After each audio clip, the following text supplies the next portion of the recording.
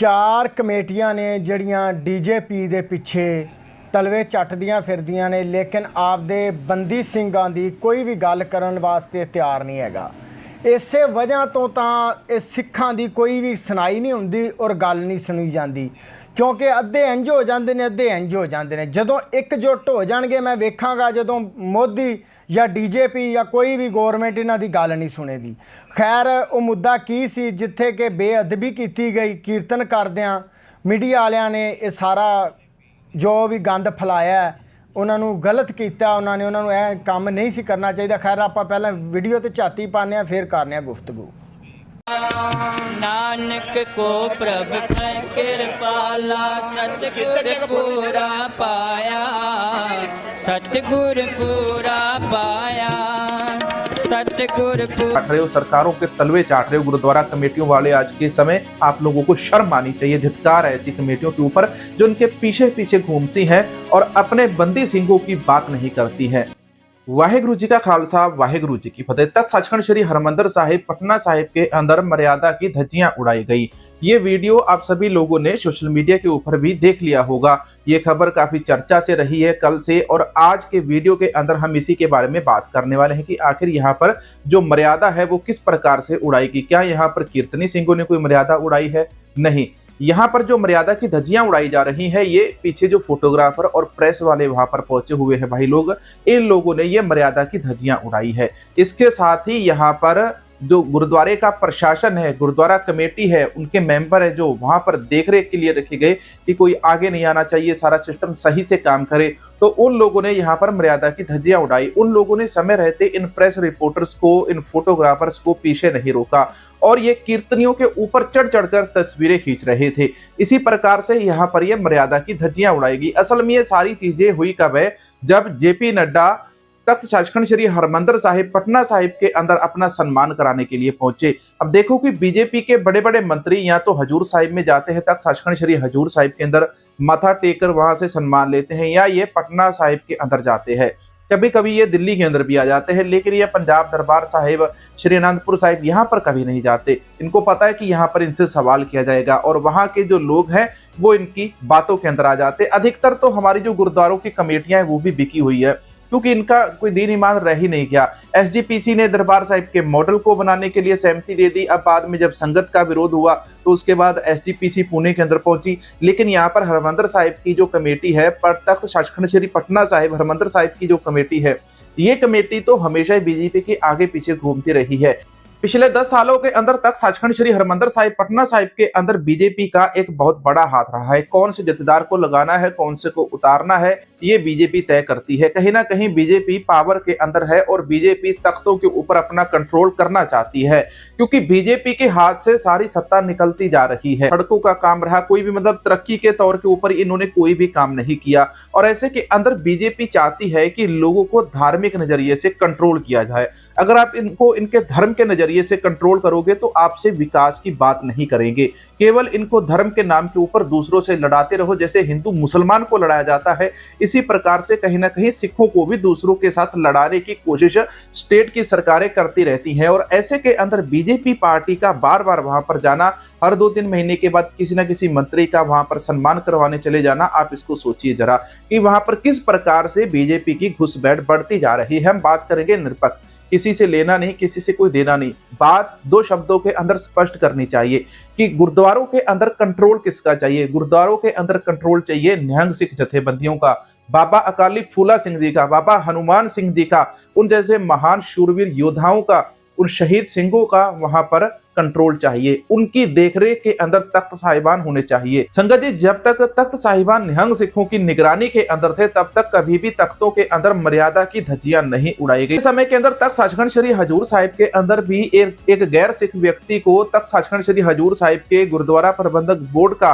Member बना दिया गया था, बिना कोई इलेक्शन करवाए, बिना कोई वोट करवाए। और इसी प्रकार से यहाँ पर ये चीजें देखने को मिल रही कि जेपी नड्डा जी गुरुद्वारे के अंदर नतमस्तक होते हैं तो इनका जो प्रशासन है, गुरुद्वारे के जो मेंबर है, कमेटी मेंबर, उनके आगे पीछे घूम रहे दुम हिलाते हुए। ये सरासर गलत है। गुरुद्वारे के अंदर अमीर आए गरीब आए, गुरुद्वारे के अंदर सभी के लिए एक ही नियम फॉलो किया जाता है, चाहे वो मोची का काम करता हो, चाहे वो एयरप्लेन उड़ाता हो, चाहे वो देश का प्रधानमंत्री हो, चाहे वो स्टेट का मुख्यमंत्री हो। किसी के लिए भी कोई खास रूल नहीं होता है, सभी के लिए एक ही रूल है, एक ही लाइन के कतार के अंदर लग के आपको माथा टेकना है, सभी के साथ कतार के अंदर लग के आपको प्रसाद लेना है, सभी के साथ बैठ के आपको लंगर छकना है। लेकिन इन चीजों को जो हमारी गुरुद्वारा कमेटियां आज के समय के अंदर ये अपनी सत्ता के नशे के अंदर, पावर के नशे के अंदर इन चीजों को भुला रही है। सिखों का किरदार सरकार से बहुत ऊंचा है, इस दुनिया की सरकारों से भी बहुत ऊंचा है। दुनिया का राजभाग सिखों के कदमों के अंदर है, लेकिन जो हमारे सिख है ये समझ नहीं रहे हैं, ये सरकारों के तलवे चाटने के ऊपर लगे हुए हैं। मैं बहुत कड़वे शब्द बोलता हूं इस वीडियो के अंदर, लेकिन ये चीजें बहुत गलत लगती हैं। हर गुरुद्वारे के अंदर कभी मोदी जी आते हैं, कभी नड्डा जी आते हैं, कभी शाह जी आते हैं। ठीक है, आप आओ, माथा टेको, दर्शन करो, तो आप जाओ। आप यहाँ पर सम्मान कराने आते हैं, आप लोग यहाँ पर वोट लेने आते हैं, आप लोग यहाँ पर राजनीति खेलने आते हैं, इसीलिए हमें गुस्सा आता है। मंत्रियों को नहीं करने चाहिए गुरुद्वारों के साथ इस प्रकार से, ये जो इनकी घटिया तकनीकें हैं, ये राजनीति वाली तकनीकें अपनाते हैं, ये बिल्कुल नहीं करनी चाहिए। आप गुरुद्वारा साहिब आओ, नतमस्तक हो, दर्शन करो और जाओ। रुको, गुरबाणी सुनो, पाठ करो, सेवा करो, लंगर छको। लेकिन नहीं, आप लोग तो जबरदस्ती अपनी वही वाहवाही के अंदर लाम लश्कर लेकर आते हो, फोटो खिंचवाते हो, सरोपे डलवाते हो और चले जाते हो। यही चीजें तख्त सचखंड श्री पटना साहिब के अंदर हुई, जब यहाँ पर फोटोग्राफर कीर्तनियों के ऊपर गिरने वाले हो गए।